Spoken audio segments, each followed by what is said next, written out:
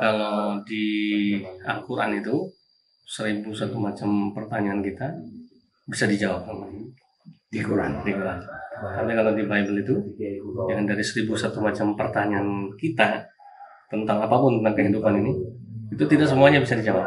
Dan kebetulan kan mama saya penginjil. Oh, penginjil juga? Mama penginjil, saya juga penginjil. Saya udah sekolah udah 2 tahun sekolah di sekolahan di International Student of Bible Society. Kebetulan kakek saya dari mama itu komposer lagu-lagu gereja buat Belanda. Komposer aja, namanya Lee Kim Soo ya.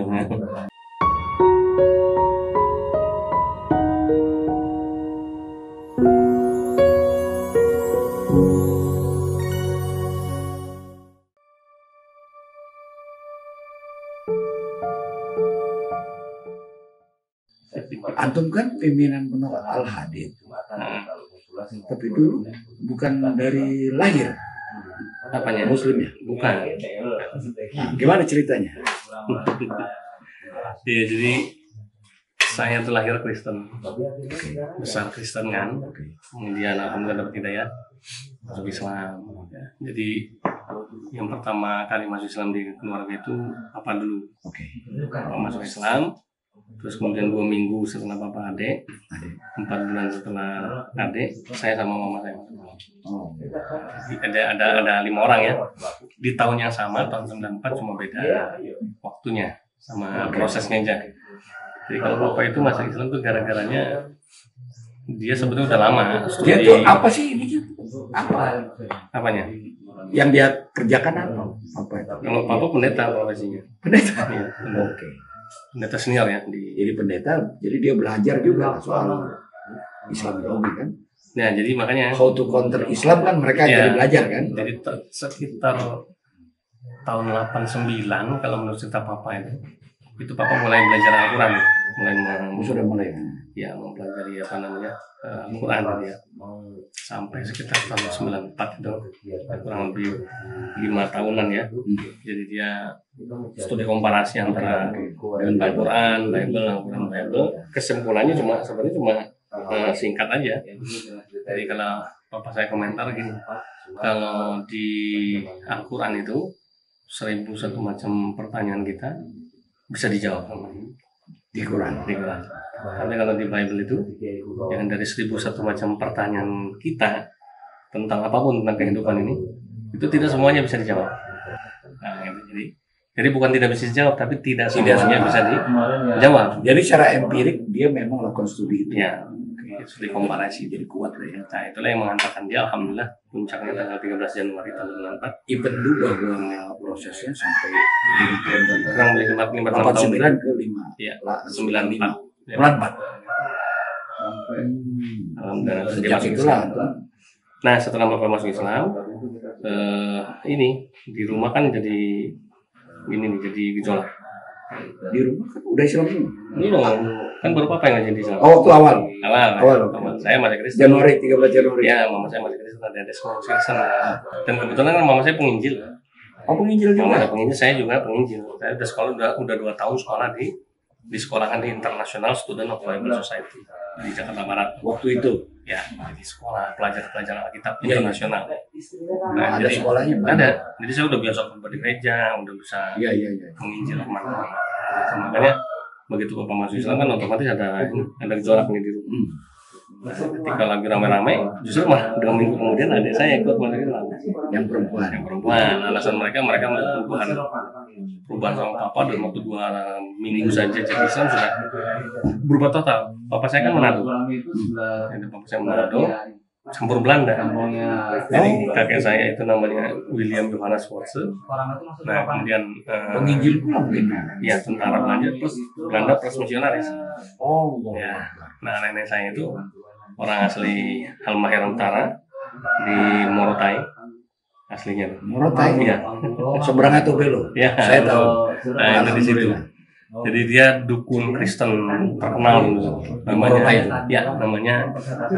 namanya Nelly Tambayong sebutannya. Oh, Tambayong. Namanya Tambayong. Nah, terus dukun Kristen itu terkenal. Nah, dari situ semakin ini kan kita ini dari keluarga Kristen yang kuat. Kebetulan mama saya Cina Jakarta. Ya, penginjil ya kan, Cina Jakarta. Kebetulan kakek saya dari mama itu komposer lagu gereja buat Belanda. Komposer Ya, namanya Li Kim Sui namanya. Kalau mama saya Li Tianmiao namanya. Nama Cinanya, tapi kan Lim. ya Li. Kalau orang Cina dulu zaman Pak Harto kan nggak boleh pakai nama Cina. Nama KTP-nya Richard ini. Nah itu, begitu gejolak terjadi, ada yang masuk Islam karena melihat perubahan sikap yang luar biasa setelah bapak masuk Islam. Otomatis saya sama mama saya semakin dijauhin dengan harapan jangan ketularan kan. Nah, tapi di situ muncul penasaran. Berdebatlah kita tentang Islam Kristen kan. Selama 4 bulan debat tentang Islam Kristen, bla bla dari A sampai Z. Kesimpulannya mana? Kita yang tertarik masuk Islam, mengikuti papa. Sudah akhirnya masuk Islam tanggal 1 Mei 1994, mama sama saya ikut. Jadi bulan Mei itu semuanya resmi masuk Islam. Satu rumah udah Islam semua. Nah, itu sampai sekarang. Jadi waktu itu mama karena juga mengerti sebenarnya. Iya, jadi mama karena saya sama mama kan lebih dekat. Tapi mama ikut diskusi juga.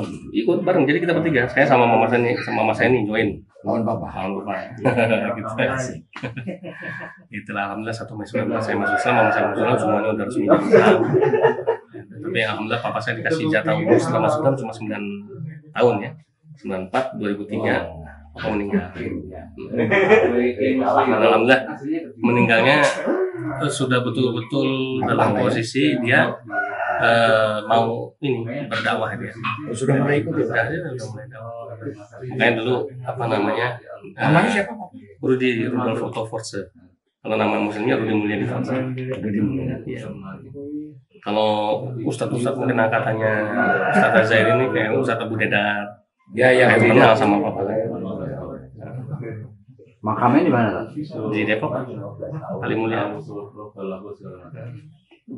Nah, setelah masuk Islam, belajar lagi. Saya masuk pesantren begitu saya. Udah mondok langsung. Ya itu di sekolah yang aku tadi. Iya, karena kan langsung pindah ke Depok. Pindah ke Depok, jadi nggak di Jelambar lagi. Jadi memang kita nyari tempat yang ya aman, nyaman. Pindah ke Depok. Depok kan mayoritas Islam tuh. Lebih inilah, berasa lebih supaya lebih nyaman ya, lebih aman, lebih nyaman. Udah akhirnya saya sekolah masuk Islam dimasukin pesantren Al Fauzi Cipayung. Tahun di sana, belajar sama kiainya disuruh pergi. Suruh belajar lagi tempat yang lain biar kamu pintar. Jadi kata Kiai Ahmad Al Fauzi almarhum itu, kalau kamu nih mualaf bisa jadi orang yang pintar. Sayang kalau belajar di tempat saya doang. Suruh belajar lagi yang lain. Keliling-keliling. Alhamdulillah. Sampai pernah tempatnya Agim tapi waktu belum terkenal kan.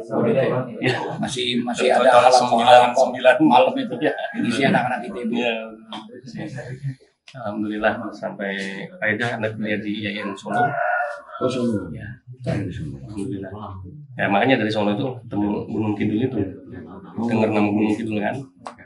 Kidul lah itu bisa survei alhamdulillah niat hijrah lah udah dari Jakarta ke sini. Nah, kalau aneh kan lihat di pondok tuh kayak ada